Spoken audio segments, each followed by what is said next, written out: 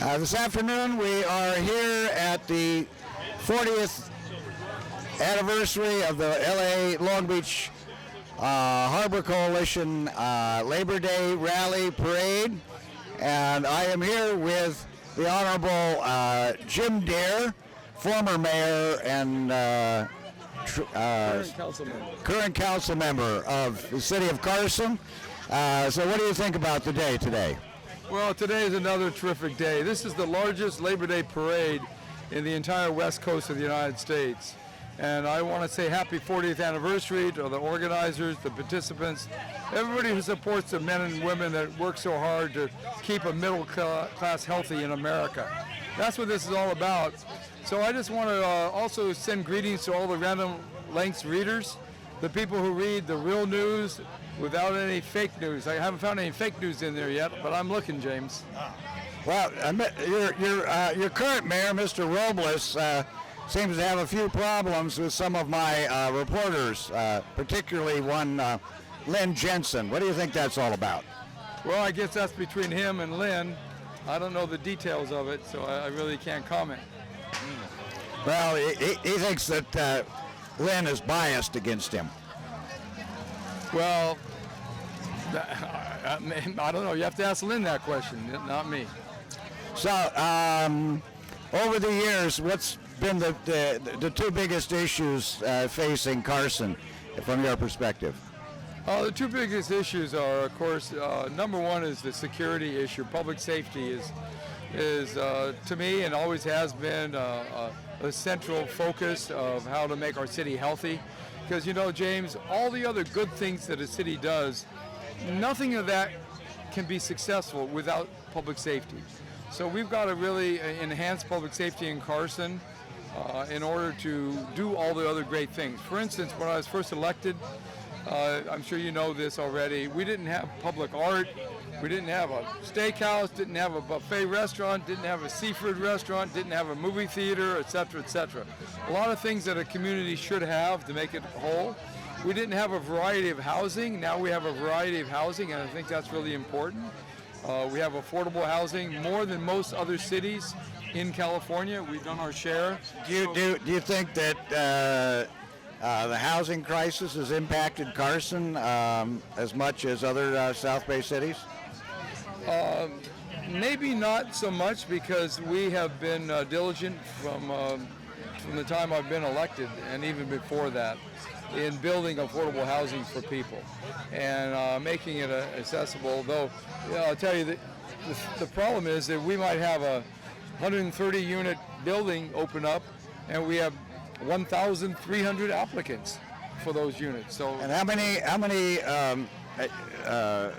do you currently have rent control on any of the rental housing in Carson?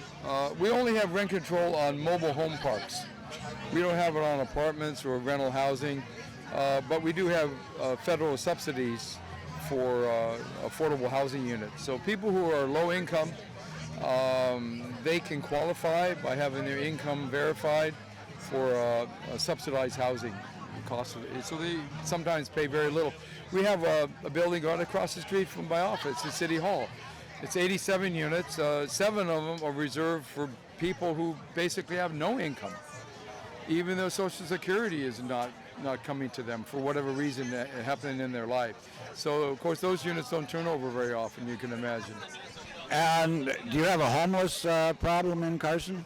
We do, just like all of the country.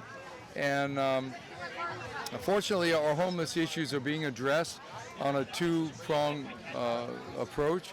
One, with law enforcement, the sheriffs are trying to intervene in their lives as opposed to trying to arrest them, and bringing them to shelters, bringing them to public support. Homeless people are in a variety of situations. They're not all there for the same reason, as you know. Some do have mental health issues, and no doubt about it. Maybe a third, I'm speculating. But a majority are people who just had unfortunate circumstances. I know personally people who have had a house in Carson.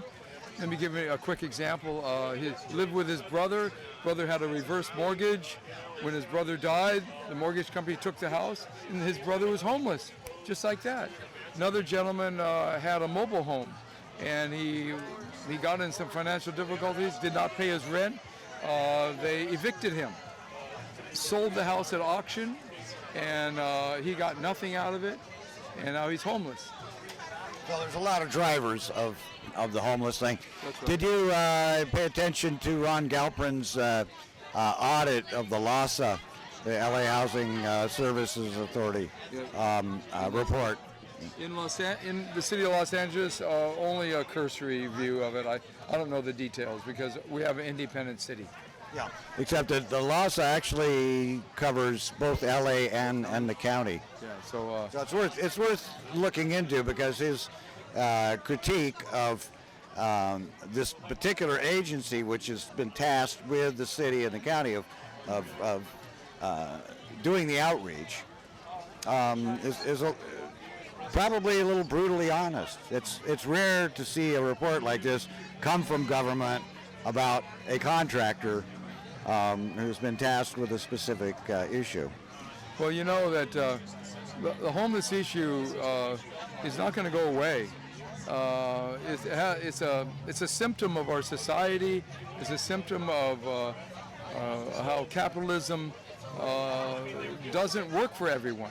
It's a symptom of how we have to have a hybrid system of economics and true democracy with participation in order to keep that system healthy. So I think that addressing the homeless issue is very, very important. And we as a city, I'm glad that the city and county of LA is tackling it, and we want to do our part. You don't see a lot of homeless on the street in Carson, but they are there. Near my house, under the freeway. Right. They're there. So I've addressed them individually because they're my neighbors. They don't have a house, but they're still my neighbors. And I've talked with them to try to find out what their situation is and maybe direct them to a shelter or to some support, some aid from the government. Great. Well, thank you, Jim. I appreciate you stopping by today. You have a happy Labor Day and keep up the good fight. Happy Labor Day to you, Jim. Thank you.